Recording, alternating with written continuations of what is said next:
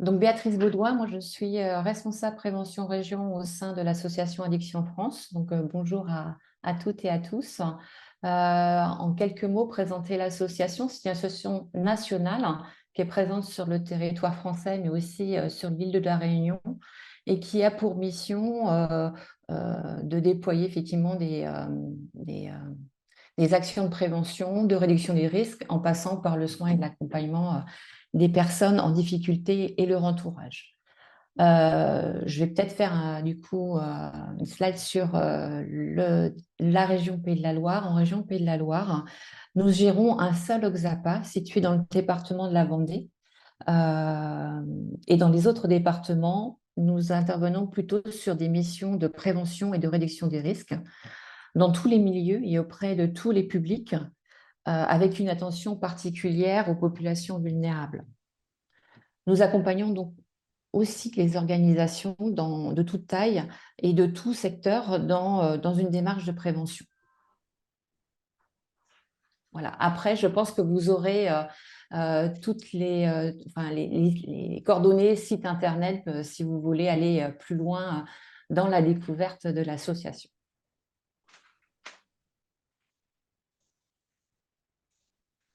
Bonjour à tous, Justine Guilbeault, je suis infirmière en santé au travail et référente addiction du SSTRN. Le SSTRN, c'est le service de santé au travail de la région nantaise. Voilà, très ciblé Loire-Atlantique 44. On a 14 centres sur l'ensemble du bassin nantais, avec des équipes de médecins du travail, infirmières en santé au travail, conseillers en prévention, assistantes et secrétaires. Le rôle du SSTRN, alors c'est avant tout une association qui permet dans un premier temps surtout le suivi individuel médical des salariés avec les différentes visites médicales qu'il peut y avoir.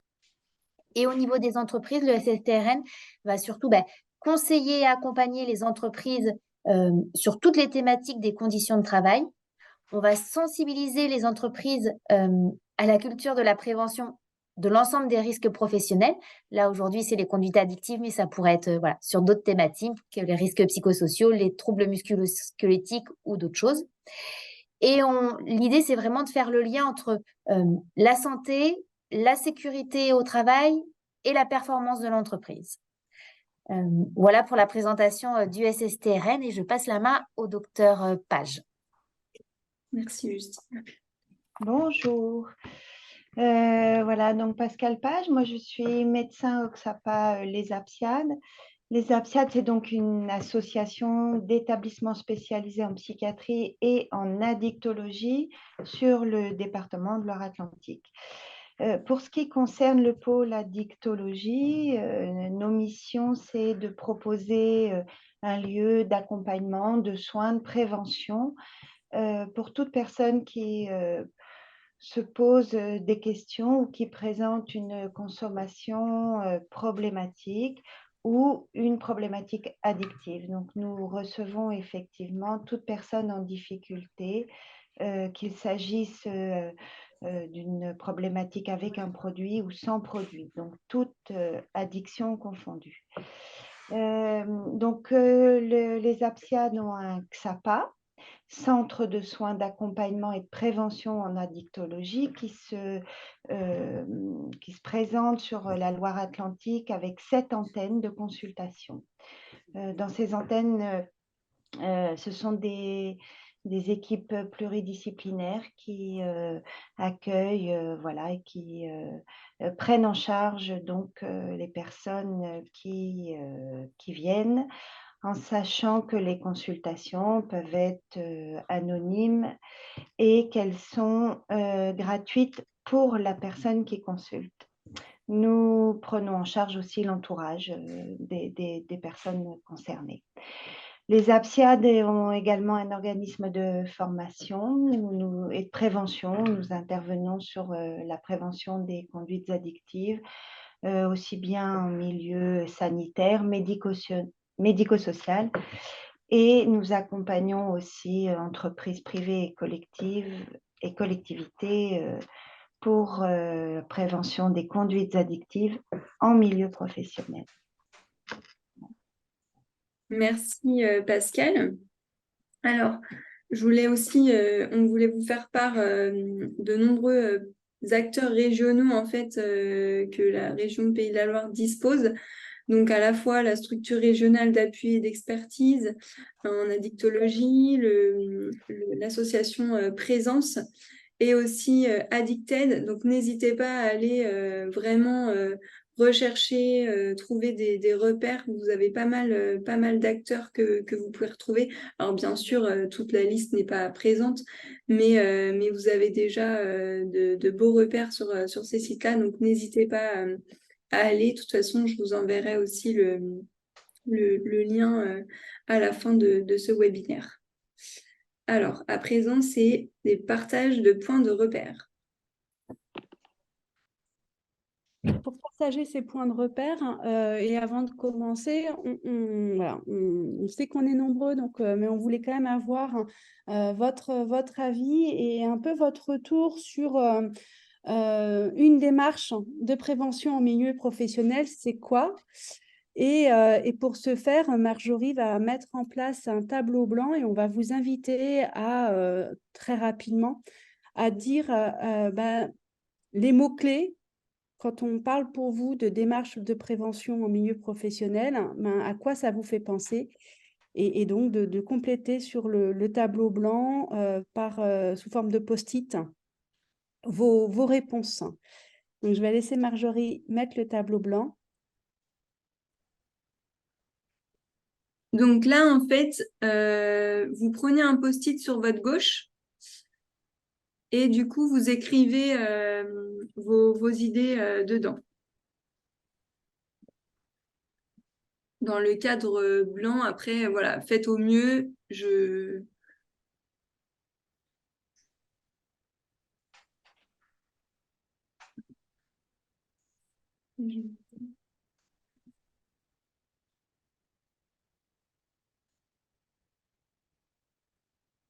On agrandit, envoyer. Hop.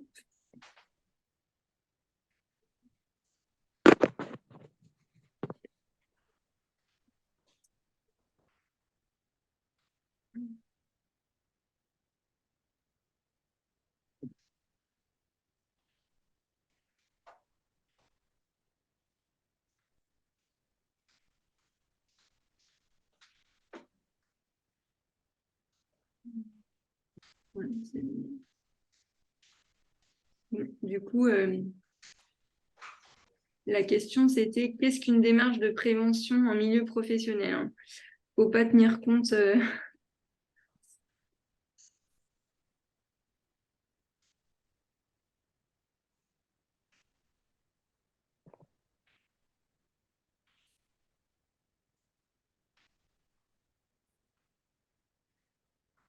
Justine, si tu arrives à avoir des premiers éléments que tu souhaites synthétiser. Ouais, je regarde et puis je refais un retour en même temps. C'est que j'essaye de classer un petit peu. Ouais, c'est pas facile. Non. Je vais essayer de repérer. On voit en tout cas des éléments en lien avec l'écoute, la sensibilisation, l'information. Mm.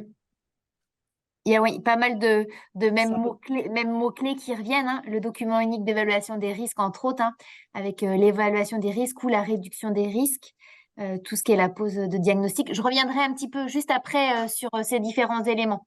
Voilà, oui, effectivement, j'ai vu un repérage, sensibiliser. Voilà, ce qui ressort aussi, j'ai vu un peu le rôle, voilà, un peu de la direction des managers, hein, des responsables dans tout ça. Donc effectivement, je reviendrai un petit peu dessus, comme quoi c'est euh, la prévention en milieu professionnel, c'est probablement quelque chose, une affaire un petit peu de tous, hein. Hop, alors du coup, je reprends la main. J'ai eu le temps d'écrire pas mal de mots que vous avez pu écrire sur le tableau blanc. Donc l'idée de ce petit temps-là, en tout cas, c'est vraiment, voilà, qu'est-ce que c'est une démarche de prévention et qu'est-ce que c'est une démarche de prévention, surtout en milieu professionnel. Alors là, vous pouvez voir, Marjorie, elle vous a partagé un petit peu des points de repère. Ça, c'est ce qu'on appelle les 9 grands principes de prévention. On les retrouve entre autres au niveau du code du travail. Je pense que pour beaucoup, c'est des choses que vous connaissez ou vous avez déjà entendues. La prévention, tout d'abord, en entreprise, c'est accorder une place centrale aux salariés dans la marche de l'entreprise. C'est le faire acteur dans la démarche de prévention.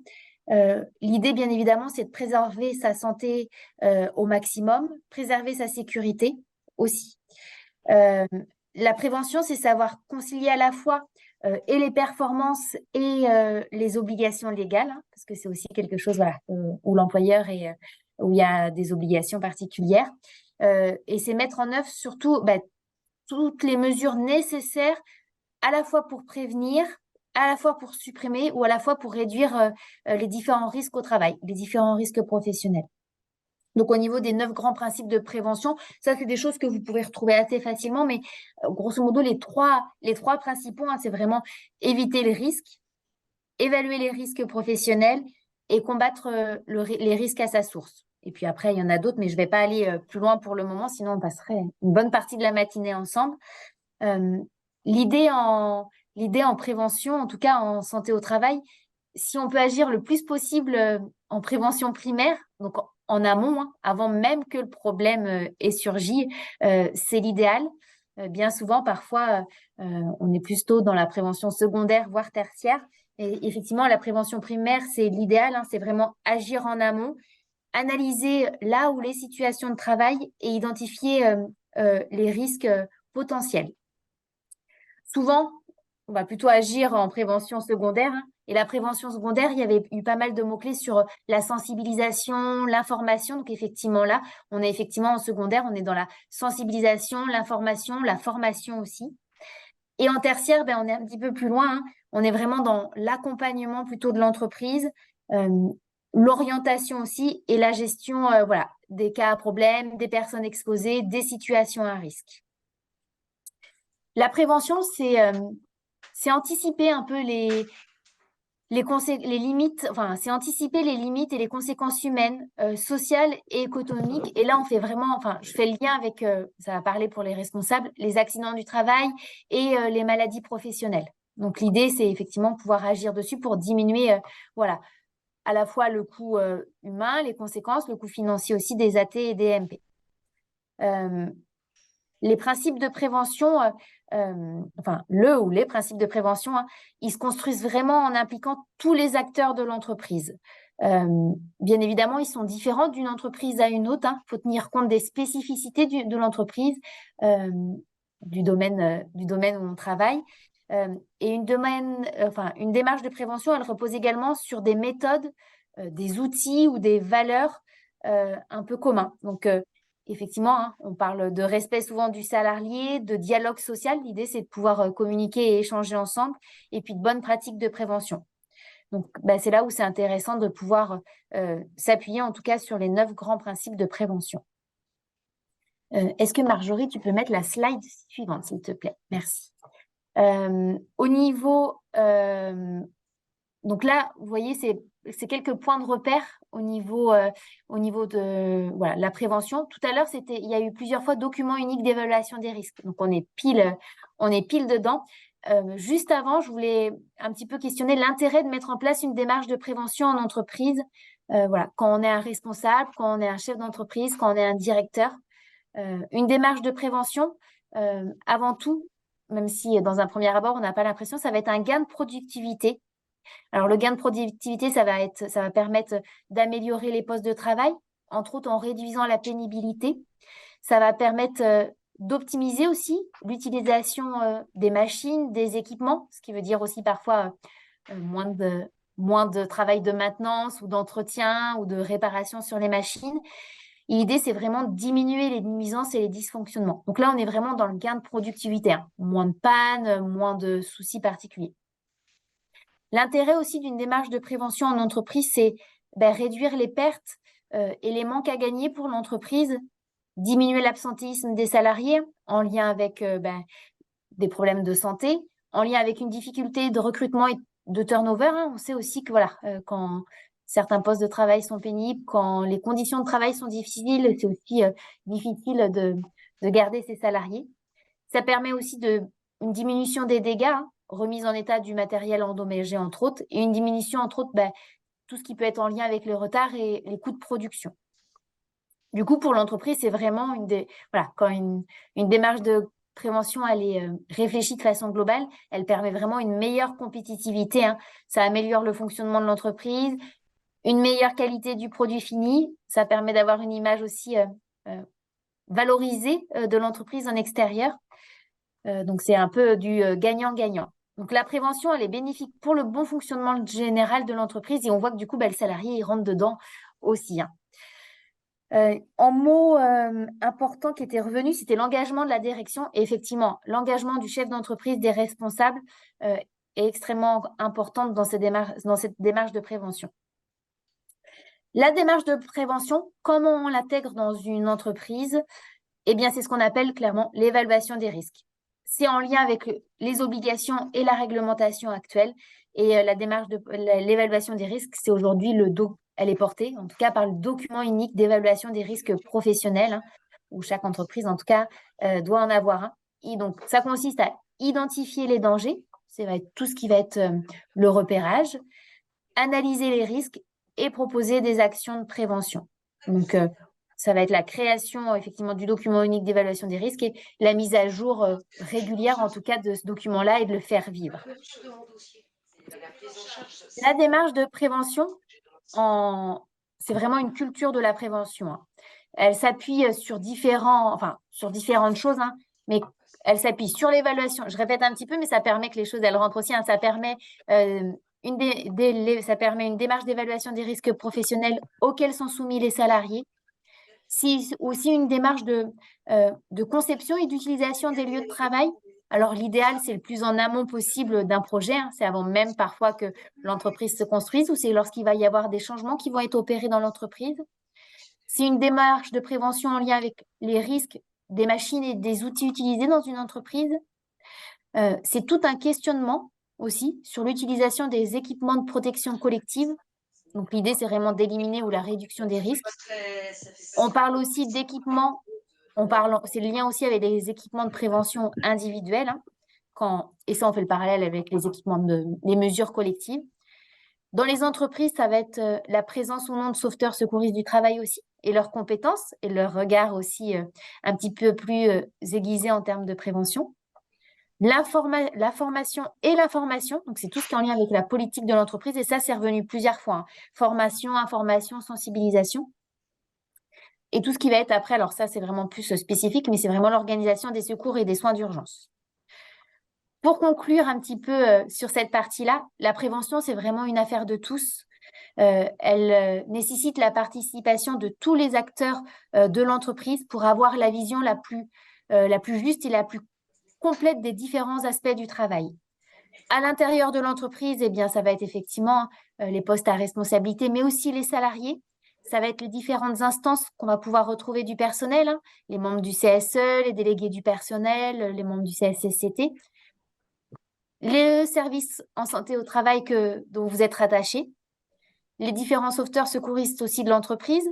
Quand vous avez un chargé de santé, un chargé de sécurité ou qualité, hygiène de vie dans l'entreprise, eh bien aussi, et le salarié désigné compétent. À l'extérieur de l'entreprise, il ne faut pas aussi hésiter à s'appuyer sur les différents acteurs que vous pouvez avoir au niveau territoire, en fonction de l'activité et de votre région, bien évidemment, en lien avec les organismes professionnels, où c'est vraiment plutôt autour des échanges d'expériences, les organismes aussi en lien avec parfois tout ce qui est la sécurité sociale, avec la CARSAT, entre autres, et puis les cabinets conseils qu'il peut y avoir avec les différents consultants. Donc voilà. S'il y avait quelque chose à retenir, je pense que c'est que voilà, la prévention en entreprise, c'est une affaire de tous au sein de l'entreprise. Voilà, je passe la main. Merci Justine. Et l'affaire de tous et toutes au sein de l'entreprise en faisant appel à des personnes ressources extérieures à l'entreprise. Et c'est tout l'enjeu aussi du webinaire aujourd'hui, de présenter aussi les ressources et les différents partenaires qui peuvent exister, qui peuvent soutenir les entreprises quand c'est possible. Et pour continuer dans cette réflexion partagée aussi, notre thématique, c'est la prévention des conduites addictives en milieu professionnel. Et on a parlé là, et Justine nous a décrit et défini la prévention en entreprise. Et on va aller un peu au-dessus avec la thématique des conduites addictives. Et si on parle de prévention des conduites addictives, pour vous, c'est quoi? Et on retourne sur le tableau blanc. Donc,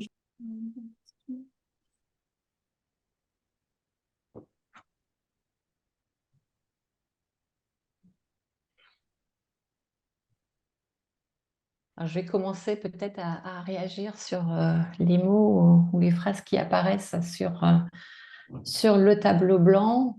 En grand, effectivement, on voit lever les tabous. Hein. Effectivement, parler d'addiction d'entreprise, ce n'est pas un sujet facile.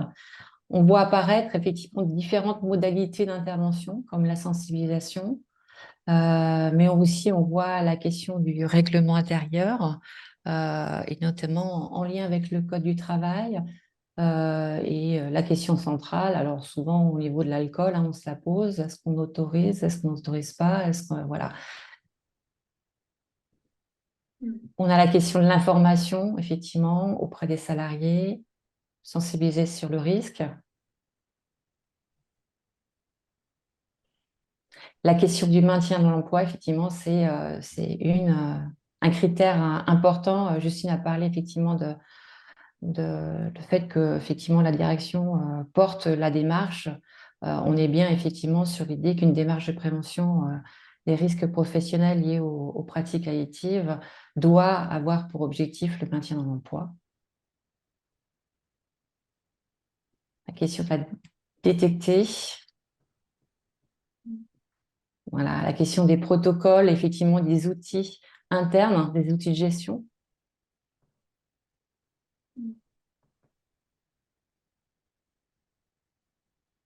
On laisse encore une petite minute.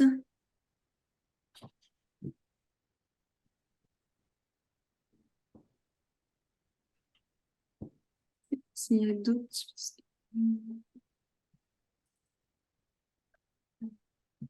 La question de l'orientation, effectivement, qui revient.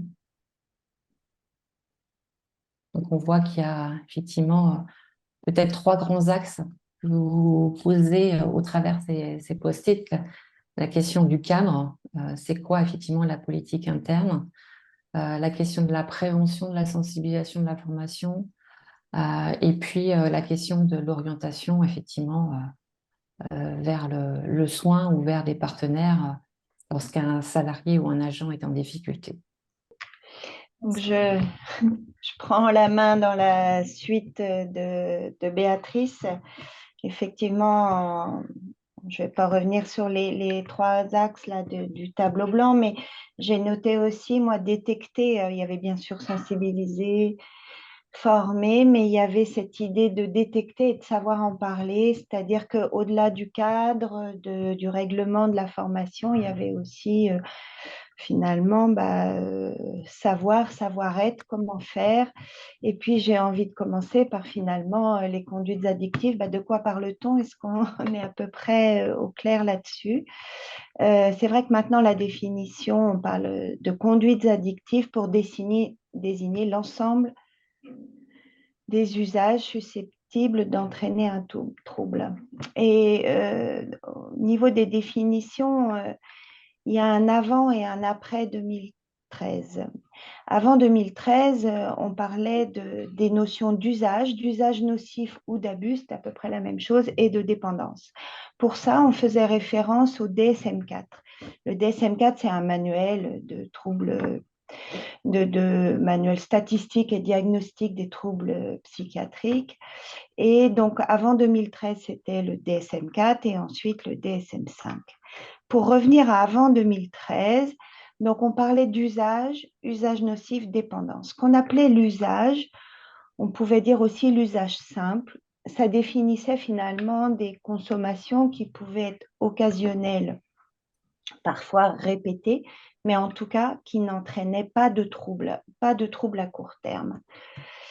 Alors évidemment, l'usage simple pouvait facilement devenir usage à risque. Et pour l'usage à risque, on évoque soit dans des situations à risque, par exemple le milieu professionnel, la conduite d'engin, la conduite de véhicules, des postes sécurité, santé-sécurité font partie des usages à risque, ou des situations de personnes en risque individuel, C'est à certains moments des fragilités, des traitements ou la grossesse, par exemple. Voilà, donc usage simple.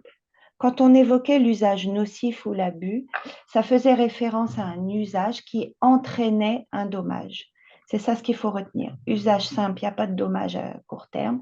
On parlait d'usage nocif dès qu'apparaissait un dommage. Le dommage pouvait être dans la vie personnelle, la vie professionnelle, une conduite en état d'ivresse, par exemple. Voilà, c'est un dommage, c'est-à-dire qu'il s'est passé quelque chose. Et surtout, quand il y a une récidive, on peut se poser la question, mais qu'est-ce qui fait qu'il y a récidive? Donc, existence d'un dommage.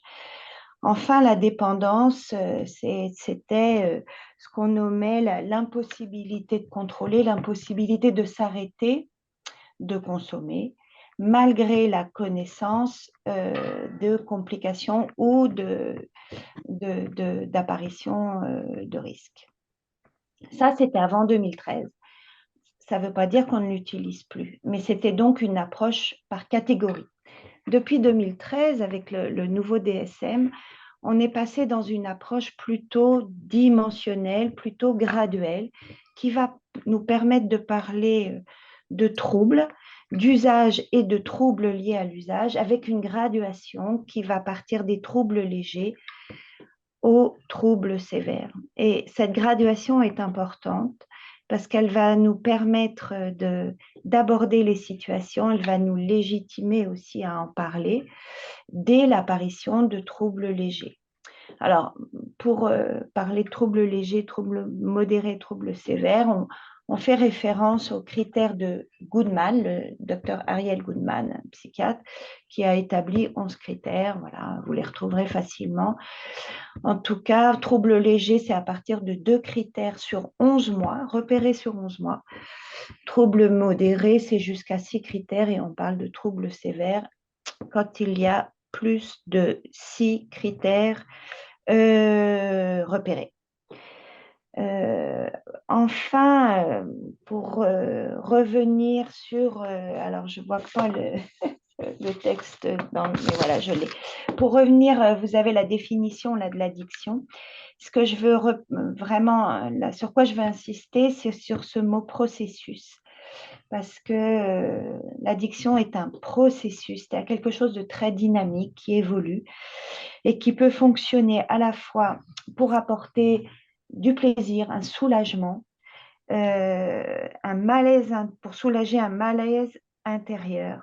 Et ça, c'est vraiment une notion importante parce que ça va aussi amener la question de l'ambivalence des consommations. Comme je l'ai dit, voilà, perte de contrôle, l'impossibilité de s'arrêter malgré la connaissance des conséquences négatives. Et dernier point, avec ce DSM-5, on peut vraiment parler maintenant des addictions aussi bien avec produit que sans produit. Vous verrez aussi avec ou sans substance. Les addictions sans substance sont par exemple les jeux pathologiques, Internet, les écrans, les troubles des conduites alimentaires. Voilà. J'en reste là pour ce tout petit apport et ces précisions. Alors, je poursuis quand même parce que là, sur cette diapo, on a repris ce qu'on appelle la pyramide des usages, donc qui va de l'usage aux troubles liés à l'usage ou à la dépendance. Et on y a remis les 3 types de prévention. Justine a déjà bien insisté sur ces 3 types de prévention. Je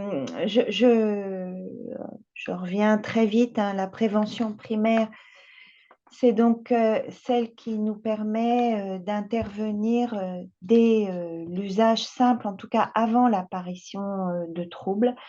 C'est une prévention en milieu professionnel qui va mobiliser la clinique du travail, qui va regarder comment se passent les régulations, les situations de travail. L'idée, c'est d'intervenir avant l'apparition des troubles. et de mettre en lien ou de questionner les interrelations avec les situations de travail. La prévention secondaire, c'est bien ce qui a d'ailleurs été assez évoqué dans le tableau blanc tout à l'heure, c'est plutôt agir sur les travailleurs, sur les situations problématiques. Ça comprend un axe managérial qui va venir essayer de cadrer, d'aider à intervenir, à savoir faire quand il y a un trouble, des conduites inadaptées qui sont repérées. Ça peut être effectivement aller jusqu'à mettre en place des grilles pour aider à conduire des entretiens de régulation, voire de recadrage. Et ça ne peut pas échapper à l'actualisation, en tout cas au regard sur les textes, documents uniques, règlements intérieurs. La prévention secondaire est toujours aussi à mettre en lien avec cette prévention primaire. Pour ce qui est de la prévention tertiaire, eh bien, c'est accompagner les situations, les travailleurs fragilisés ou en situation problématique en lien avec des consommations. C'est de savoir orienter et de les accompagner vers le soin. Ça nécessite aussi une connaissance du réseau autour du milieu professionnel. Et toujours en lien avec la prévention primaire. On a mis aussi en haut de ce triangle la réduction des risques et des dommages. C'est vraiment très important d'avoir connaissance de cette nouvelle clinique qui est très utile dans le soin. C'est une posture professionnelle qui est validée pour le soin. Pour nous, on utilise beaucoup en accompagnement des usagers, mais en milieu professionnel, c'est aussi comment accompagner à la sécurisation conjointe des usages et des situations de travail. C'est comment sécuriser les usages, comment aborder. Et là encore, grâce à la réduction des risques, on est tout à fait légitime pour intervenir, même s'il n'y a pas de demande. Ça nécessite quand même d'être un peu formé, mais c'est vraiment légitimer chacun dans l'entreprise à intervenir de sa place pour limiter les risques. Voilà. Merci Pascal. Donc, je prends la main sur la question du pourquoi on consomme, pourquoi un individu, effectivement, est amené à consommer un produit psychoactif. Alors, c'est une activité qu'on aurait pu faire si on avait eu du temps. Je vais juste poser, du coup, ce qu'on appelle, nous, en Addicto, le triangle multifactoriel qui a été élaboré par Claude Olivenstein, qui était un psychiatre français qui a beaucoup travaillé auprès des toxicomanes.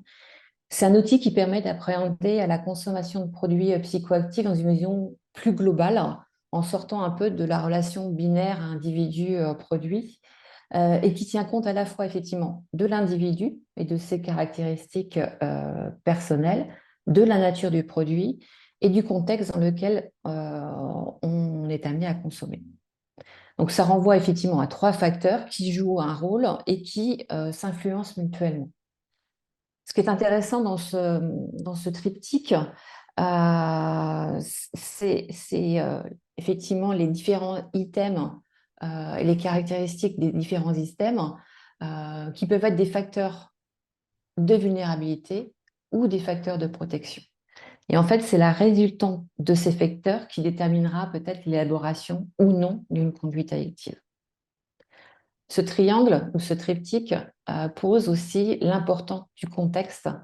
Alors, on aurait pu effectivement poser la question du pourquoi on consomme en milieu professionnel.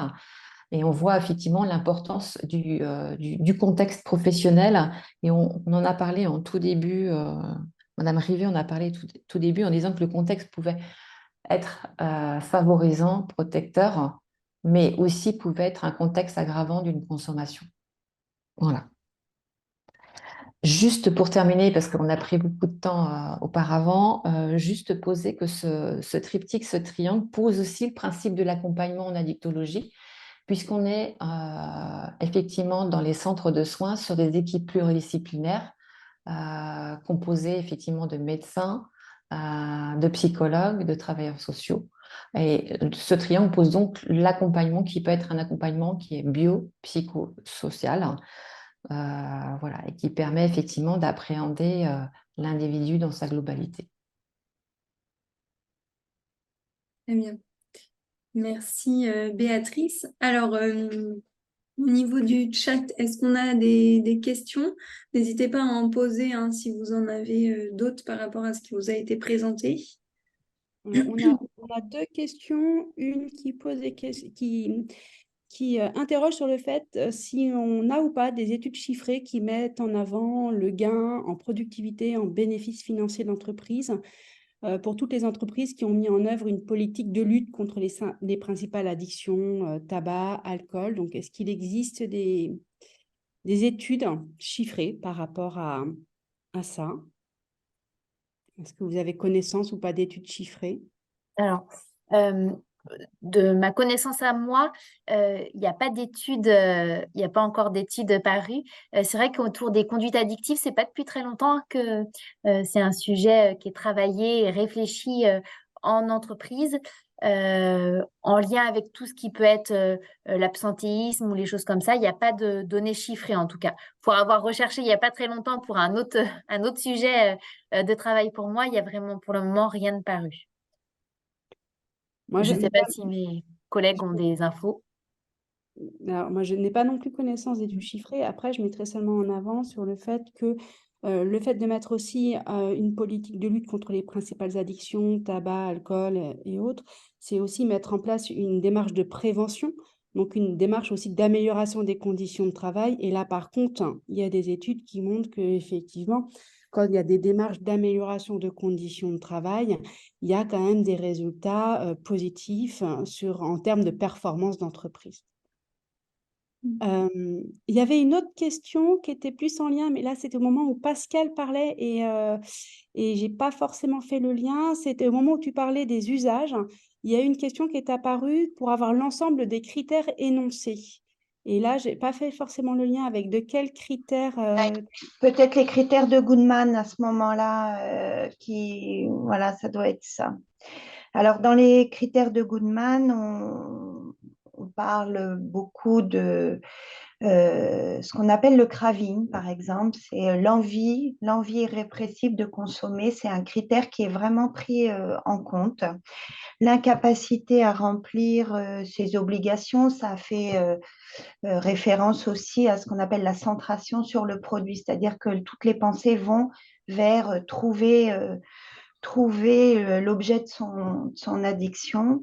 Il y a l'apparition d'un syndrome de manque quand il s'agit d'addiction avec substance, ça fait partie aussi des critères.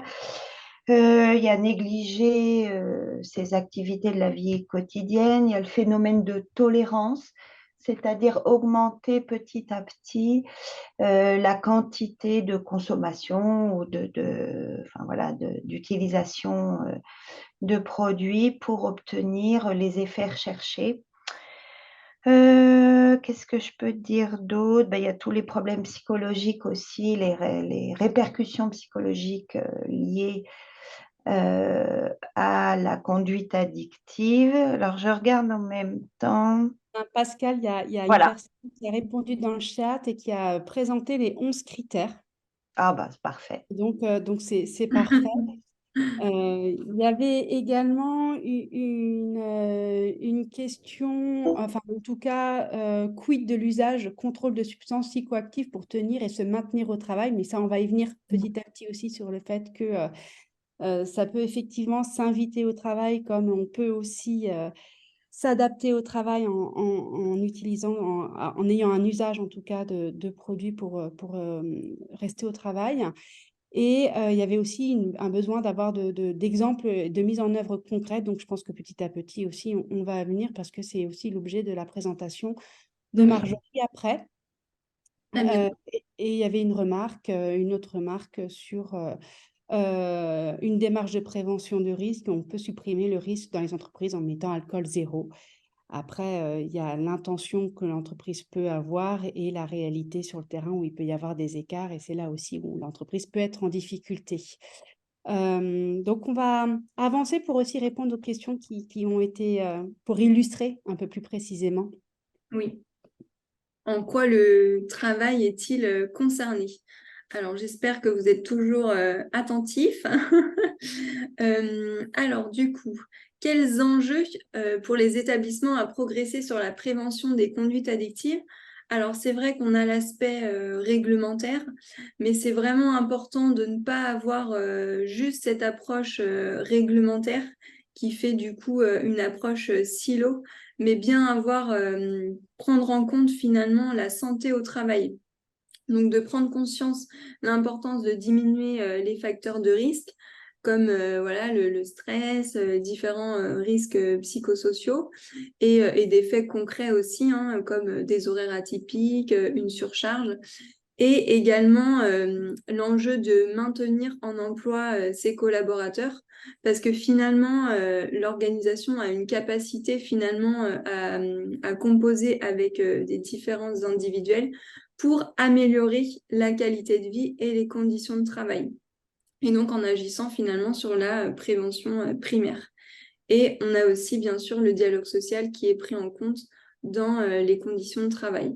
Et donc ces trois enjeux-là, finalement, ensemble imbriqués, vont agir sur la performance globale de l'entreprise et le bien-être des salariés. Ensuite, alors, par moment, j'ai des petits soucis de... Donc, qu'est-ce qu'on voit comme phénomène caractérisé? Il y en a trois. Il y a l'importation, c'est-à-dire une consommation en lien avec la vie privée du collaborateur qui va déborder sur le temps de travail. Donc, par exemple, ça peut être le téléphone, voilà, une addiction aux écrans, mais aussi la cigarette, l'alcool, voilà, des choses qui peuvent venir, voilà, l'alcool dans le sens la personne arrive alcoolisée. Et donc, ça va venir déborder sur le temps du travail.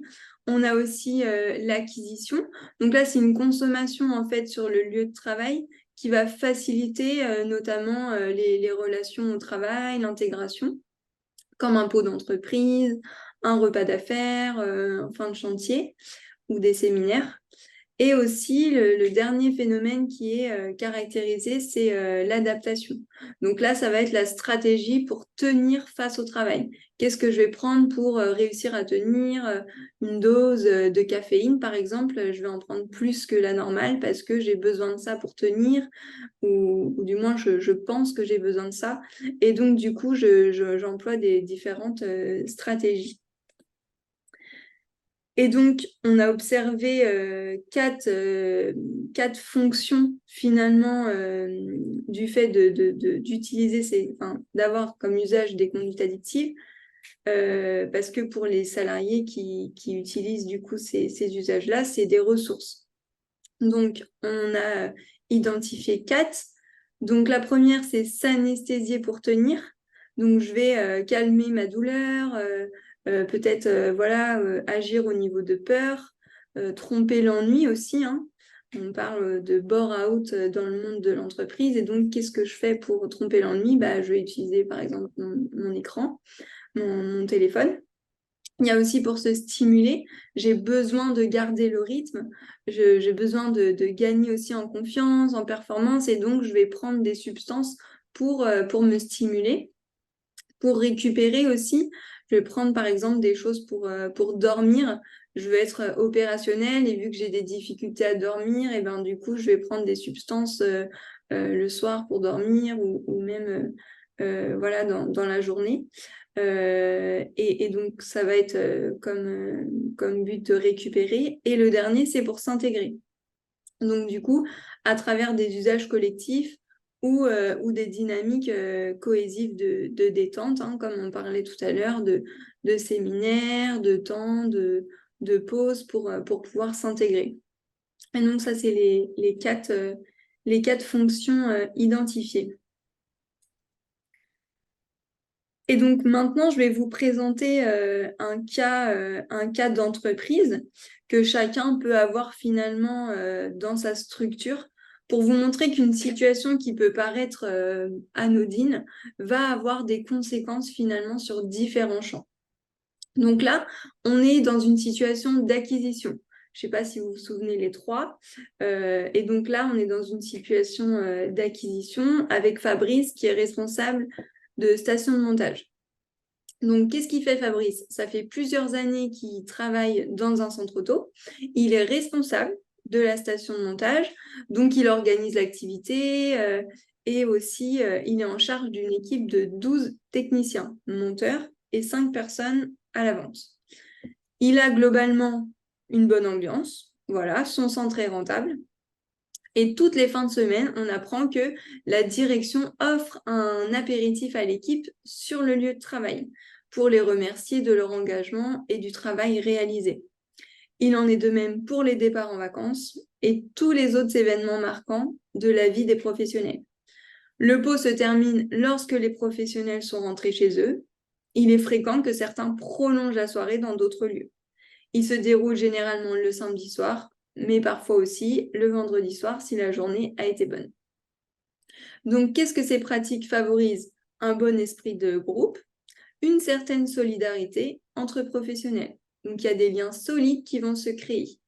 Et les professionnels ont un cœur aussi de bien faire leur travail. Et on apprend qu'il y a 2 étudiants en contrat hebdomadaire de 10 heures sur les fins de semaine qui viennent rejoindre l'équipe. Et donc, Fabrice a organisé un pot pour célébrer leur arrivée afin qu'ils rencontrent l'équipe. Et donc là, je vais vous montrer qu'en fait, en analysant une situation de travail, on va pouvoir en déceler des différentes conséquences sur différents champs. Alors, premièrement, ce qu'on vous conseille, c'est d'observer finalement les faits. Les faits, les ressentis, qu'est-ce qui se passe factuellement. Donc, il y a du ressenti. Donc, les salariés de cette entreprise peuvent se sentir obligés de rester le soir ou de consommer avec les collègues pour se sentir intégrés au collectif, même si cette possibilité, bien sûr, elle n'est pas exprimée ou vue comme une contrainte. Voilà. Ensuite, il y a les faits. Donc, toutes les fins de semaine, l'équipe se réunit pour fêter les résultats de l'entreprise ou tout événement prétexte à les rassembler autour d'un pot. Donc, ça, c'est un fait.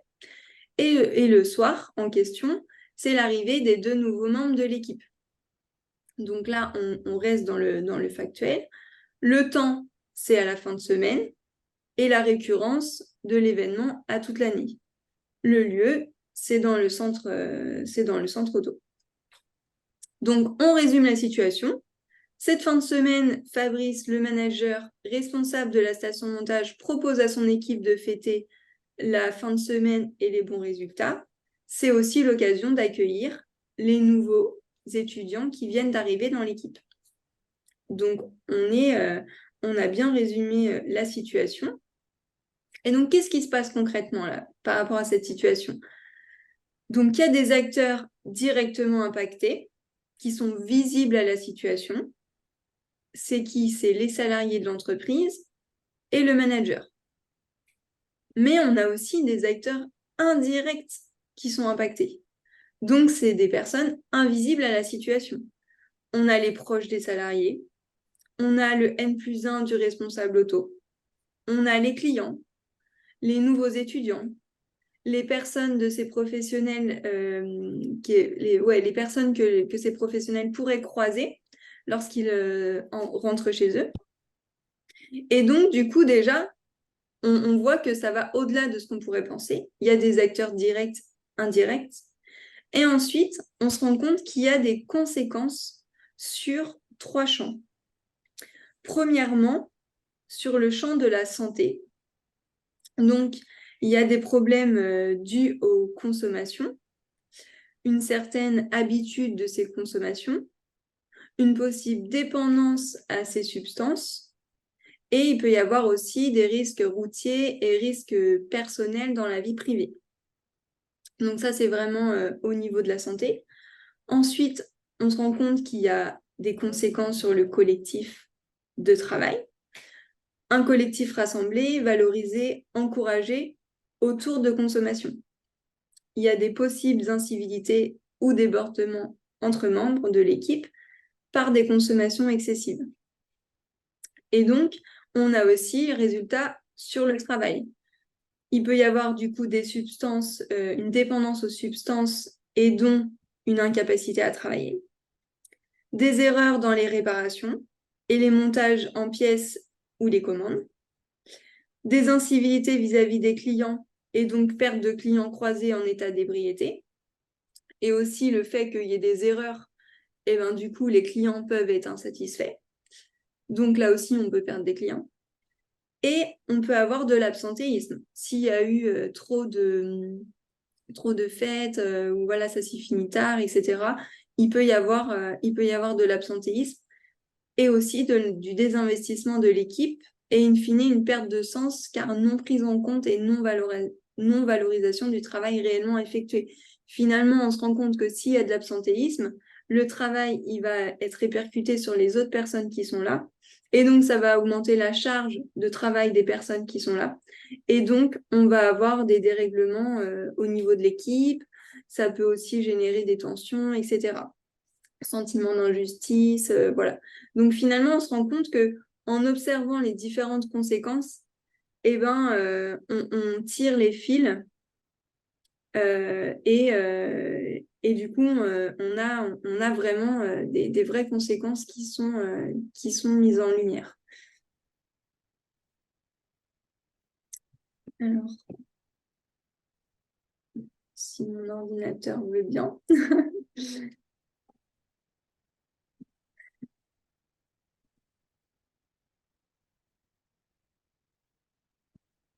Voilà. Donc, enfin, on analyse les causes. Donc, qu'est-ce qu'on voit?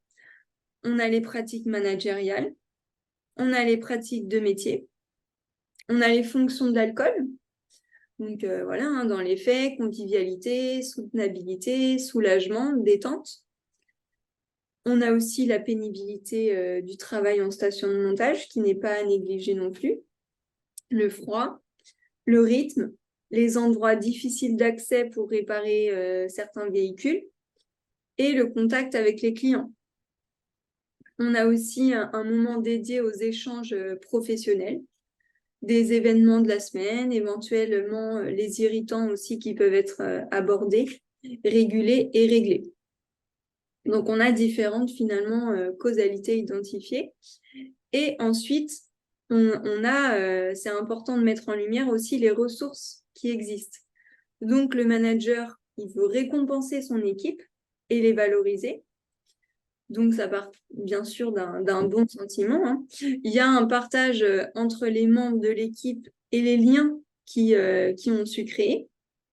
Il y a le soutien entre professionnels qui est important aussi, ce temps de convivialité et l'intégration des nouveaux professionnels au sein de l'équipe. Sachant que l'intégration, on sait bien, c'est vraiment crucial également. Et donc, du coup, en fonction de tout ce qu'on a observé, les causes, les ressources, on va venir identifier finalement les pistes d'action. Qu'est-ce qu'on va pouvoir faire par rapport à ce qu'on a observé? Donc, dans un premier temps, on peut limiter les consommations d'alcool à un maximum d'un verre par personne et proposer aussi des boissons non alcoolisées, hein, parce qu'on peut avoir un temps convivial sans qu'il y ait forcément de l'alcool, même si voilà, c'est une culture à réinventer, mais voilà. Et puis aussi, on peut proposer des petites choses à grignoter.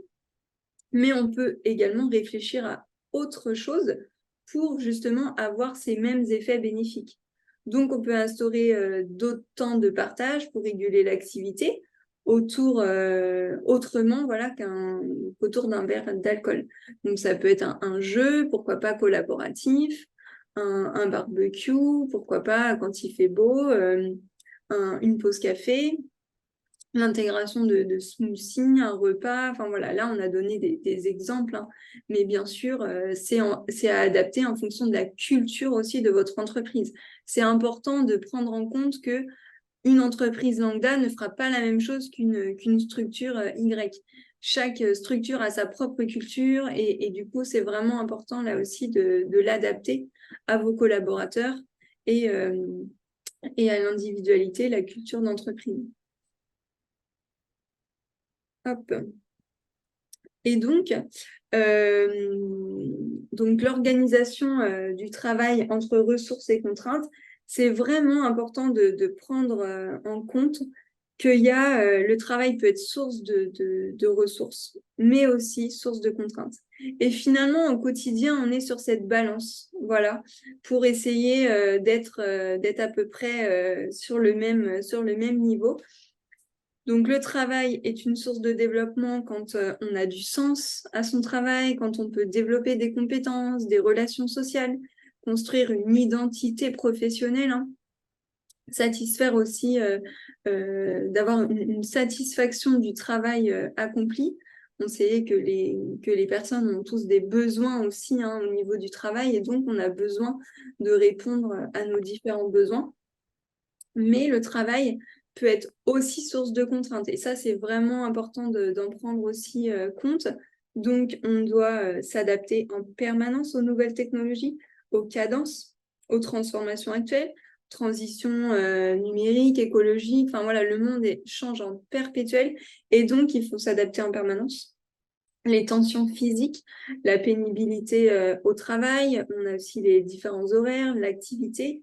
C'est important aussi de se mettre à la place des personnes qui sont sur le terrain et qui vivent concrètement les choses. Et donc, c'est important d'aller les questionner régulièrement pour savoir voilà, comment eux vivent le travail. Parce que finalement, on se rend compte que ça peut être vite des contraintes qui peuvent être vécues à l'échelle collective. Donc, il y a aussi les relations au travail. Des fois, elles peuvent être conflictuelles et ça peut générer vraiment une charge mentale, des difficultés au quotidien. Des fois, des gens qui viennent avec la boule au ventre, voilà. Faire face aussi aux aléas, notamment dans toutes sortes de métiers, hein. On doit faire face aux aléas, des choses qui sont imprévues et on n'a pas tous la même réflexe face aux différents aléas. Et puis aussi l'objectif de satisfaire les objectifs de l'entreprise. Et parfois, quand la pression est trop forte, et du coup, les personnes ont du mal à vivre leur travail au quotidien. Et donc, c'est vraiment important d'avoir cette notion que le travail n'est pas que source de développement quand on a trop de contraintes. Et donc, qu'est-ce que ça a comme effet concret sur la santé? Eh bien, on peut avoir de la fatigue, de la somnolence, des variabilités d'humeur, des difficultés liées aux prises. Donc, on peut avoir une baisse de vigilance, de concentration, de l'irritabilité. C'est important vraiment d'observer les personnes qui sont autour de nous. Des fois, on observe vraiment ces difficultés-là. Peur de perdre l'emploi aussi. On sait qu'on a un besoin financier, peur de l'insécurité. Et des fois, ça peut générer aussi des effets sur la santé. On a aussi l'isolement qui est un vrai fait aussi, hein, notamment avec le télétravail, tous ces nouveaux modes aussi de travail, stigmatisation, et puis l'image extérieure qu'on doit donner, qu'on doit rendre, qui des fois peut aussi impacter le collaborateur. Et tout ça, le collaborateur qui va mal, ça va avoir un impact aussi sur l'entreprise, sur la qualité de vie au travail, sur la productivité, donc la performance plus globalement, et sur l'organisation et le management du travail. Donc la gestion de la variabilité des personnes, l'absentéisme, les risques de violence aussi qu'on peut avoir, des tensions entre les collectifs de travail, des incompréhensions, des conflits, et aussi au niveau de la sécurité au travail pour la personne et les collègues. Et donc, on voit qu'il y a vraiment des effets délétères sur un trop-plein de contraintes finalement au niveau du collaborateur. Donc là, au regard de ce qui vous a été présenté, donc c'est vrai qu'on aurait aimé que ce soit un peu moins descendant, mais c'est vrai qu'au regard du nombre de personnes, voilà, c'est pas toujours évident. Mais c'est important pour nous, en fait, qu'on comprenne vraiment les besoins que vous avez aujourd'hui dans vos structures pour que nous, après, on puisse adapter aussi la meilleure offre pour vous. Et donc après, on repartira finalement de vos besoins pour adapter en fait individuellement et voir comment on peut y répondre. Alors, avoir un outil concret de diagnostic. Ok.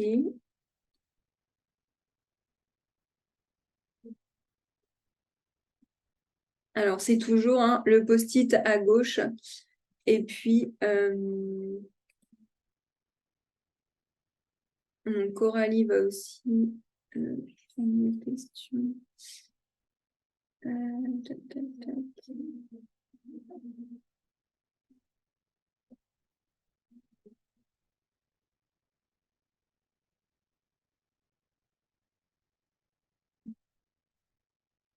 Donc, aujourd'hui, de toute façon, je vais garder le tableau blanc. Comme ça, j'aurai vraiment... Donc, nous avons besoin de savoir comment aborder le sujet avec un salarié, qui contacter pour une prise en charge du salarié, comment détecter l'addiction, ok, comment aborder le sujet. Aujourd'hui, les besoins sont autant de traiter les situations individuelles que de réfléchir autour de pratiques de certains services.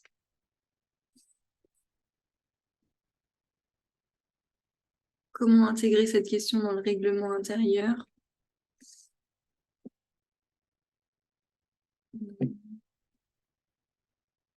Mettre un protocole en place.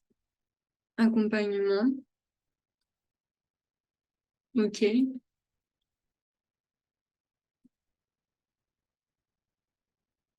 Sensibilisation collective pour un effet recherché. Ciblé sans stigmatiser, en effet.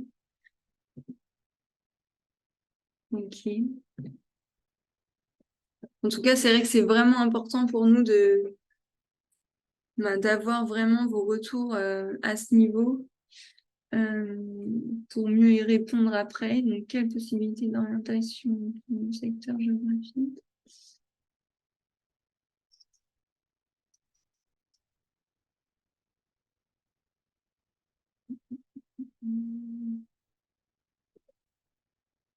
Je regarde juste timing. Ouais, mais elle est déjà midi. Ok. Bon. Du coup, je vous laisse finaliser votre question. Remettre dans le chat et puis du coup, si tu peux, Coralie, copier-coller s'il y a d'autres choses.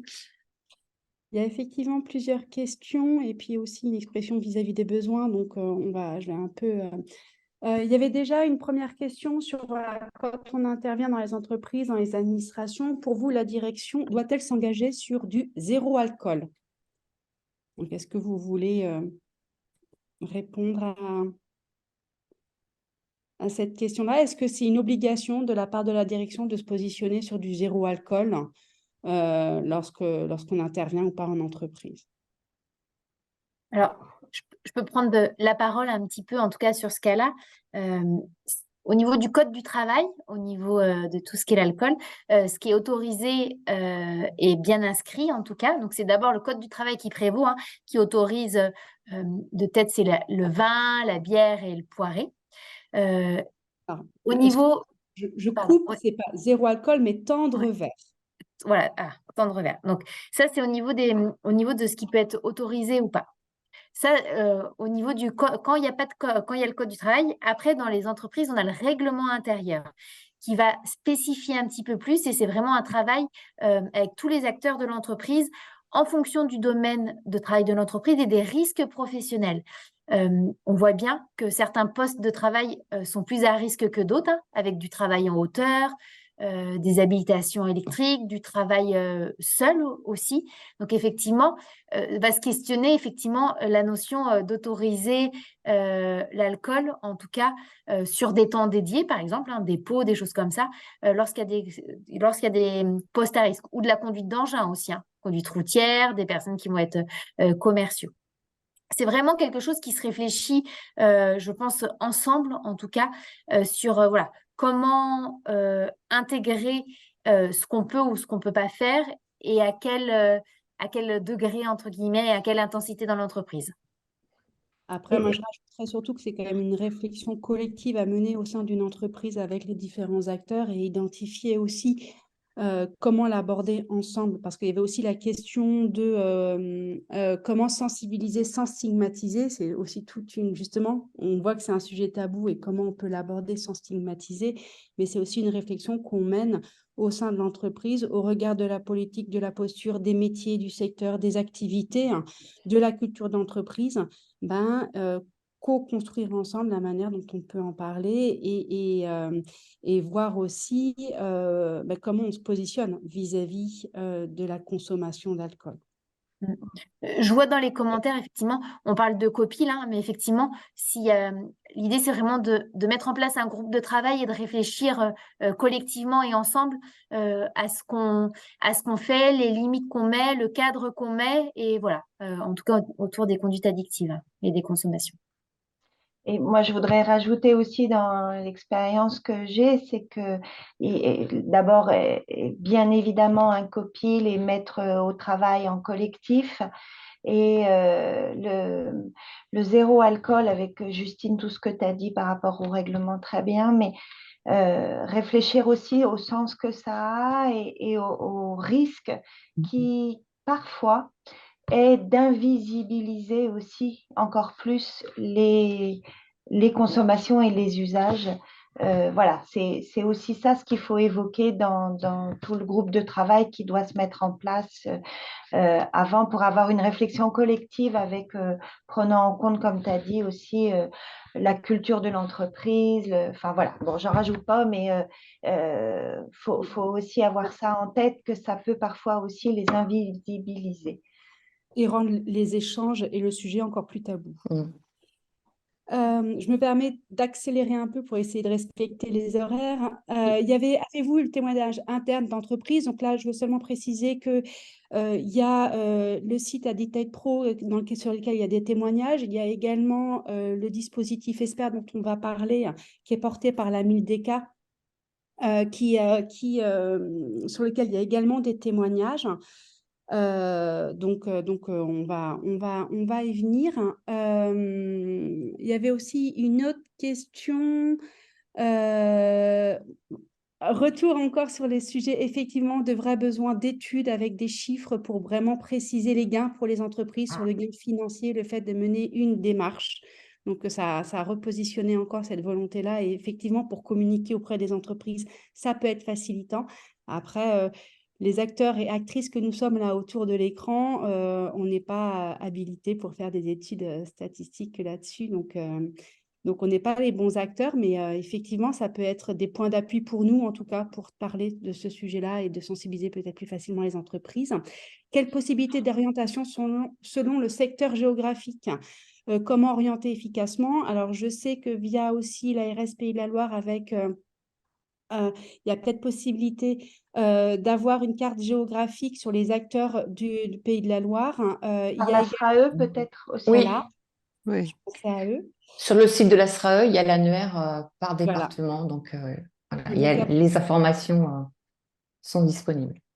Donc voilà, et il y a aussi, il me semble, sur Addicted Pro aussi, des informations avec les acteurs qui peuvent être présents autour. Y a-t-il des aides de l'État pour financer des actions particulières au sein des entreprises ou structures? Donc il y a la MILDECA qui peut amener des offres financières avec des réponses à des appels à projets. Mais je pense que Marjorie, tu vas présenter la MILDECA et puis par la suite. Oui, puis en tant que structure, association, on est aussi financé par l'ARS et la MIDECA, dans le cadre de notre CEPOM, à au moins voilà, accompagner les organisations sur la réflexion voilà, autour d'une démarche globale de prévention des risques professionnels. Voilà. Et puis, à la fin du PPT, il y aura une slide avec les différents contacts, donc vous pourrez nous contacter si vous le souhaitez. Donc, je laisse Marjorie présenter la suite au regard du temps et en espérant avoir répondu au maximum de questions. Oui, c'est vrai qu'on n'a plus beaucoup de temps. J'avais prévu une petite vidéo d'1 minute. Je vais couper au bout d'1 minute. Hop.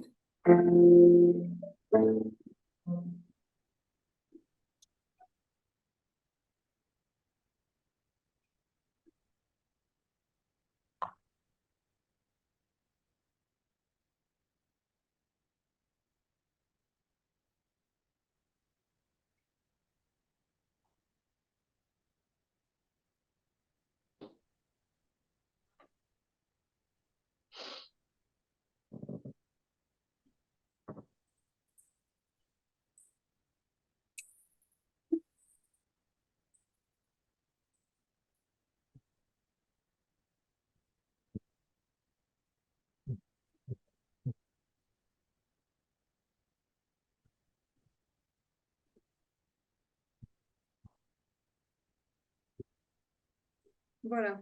Donc, je vais pas... Oups. Information, il y avait seulement de la musique en fond sonore de la vidéo. Parce Ah qu'on oui, m'entendait pas ça. Voilà. on est d'accord, tout a sauté. Ok. Alors, je remets mon écran. C'est bon, vous voyez mon écran? Ok. Donc, du coup, PrevCamp, c'est quoi?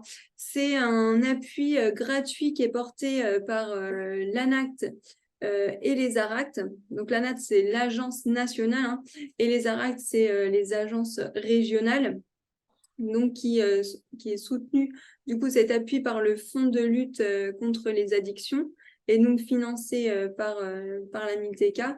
Et donc, c'est un accompagnement sur mesure qu'on va vous proposer en Pays de la Loire, qui est adapté pour toute organisation, hein, qu'elle soit privée ou publique. Donc, la MIDECA a créé une charte, en fait, où chaque structure peut signer la charte en ayant, voilà, en ayant conscience que finalement, elle souhaite vraiment mettre en place une démarche de prévention des conduites addictives.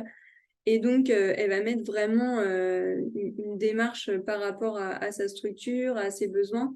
Et en contrepartie, en signant la charte, vous pouvez avoir accès à une boîte à outils. Après, voilà, il y a accompagnement possible aussi si vous ne signez pas la charte, hein, il n'y a pas de souci. C'est juste que c'est un plus finalement d'avoir en compte cette charte. Et donc, en Pays de la Loire, ce qu'on a réfléchi, donc, c'est de créer un club d'entreprise où, en fait, donc, le premier temps, ce serait le 23 janvier 2024, où ce serait l'occasion, en fait, de se réunir entre entreprises qui souhaitent agir concrètement dans la prévention des conduites addictives. Et donc, l'enjeu, ce serait d'avoir des retours d'expérience, donc de partager ces expériences entre vous et d'avoir aussi des apports à chaque fois, donc à chaque session, donc d'un intervenant externe au regard justement de vos besoins qu'on définira bien sûr la première séance du 23 janvier 2024. Et donc, ce club d'entreprise-là est fait pour vivre bien sûr pendant de 2024 à 2025. On verra comment ce sera défini ensemble. Et donc, l'enjeu, c'est vraiment d'identifier les problématiques, vos besoins en entreprise, vous orienter aussi vers les bons interlocuteurs en fonction de vos problématiques et du coup, de sensibiliser aussi au regard des différents besoins que vous avez. Et donc, il y aura aussi possibilité d'avoir des appuis ponctuels en fonction de la demande. Et donc, dans un premier temps, ce sera ça. Après, si certains souhaitent aussi aller plus loin vraiment dans l'action, ce sera à échanger aussi. Il ne faudra pas hésiter à me contacter pour savoir vraiment où vous en êtes aujourd'hui et concrètement, qu'est-ce que vous voulez mettre en place comme action pour aller plus loin dans le cheminement. Est-ce que vous avez des questions par rapport à ça? Est-ce qu'il y en a déjà à qui ça peut déjà intéresser, à qui ça parle de faire voilà, un club d'entreprise pour parler de cette thématique? Je suis désolée, il est déjà 32. Il n'y a pas eu de questions supplémentaires. Ouais. Il y a une personne qui dit être intéressée par le club. Donc, si les personnes qui sont intéressées par le club, qu'est-ce qu'elles doivent faire concrètement? Ouais, donc les personnes intéressées, donc là, on vous a mis des ressources utiles et à la fin, je vous ai mis mon contact. Donc, si vous êtes en Pays de la Loire, donc c'est de me contacter moi à mon adresse personnelle, donc mp.perrochot@anaï.fr. Si vous êtes de la région Bretagne, c'est Coralie du coup. Et si vous êtes d'une autre région, il faut contacter l'ARACT de votre région. Et donc, après, voilà, on fera une analyse ensemble de votre demande Et puis, du coup, on pourra voir qu'est-ce qui est possible de faire ensemble. Donc, je ne sais pas s'il y a d'autres questions. Il n'y a pas d'autres questions. Ok. Donc, il y a une personne qui dit qu'elle réside en Auvergne, donc là, c'est se rapprocher de la RACT, de Laura. Oui, voilà. En tout cas, j'espère que ce webinaire vous aura plu et été bénéfique. Je n'arrive plus à passer à la slide suivante. Et donc, je vous remercie. S'il n'y a pas d'autres questions, en tout cas, vraiment, n'hésitez pas à nous contacter si vous avez besoin, surtout et que vous voulez en savoir plus sur un accompagnement.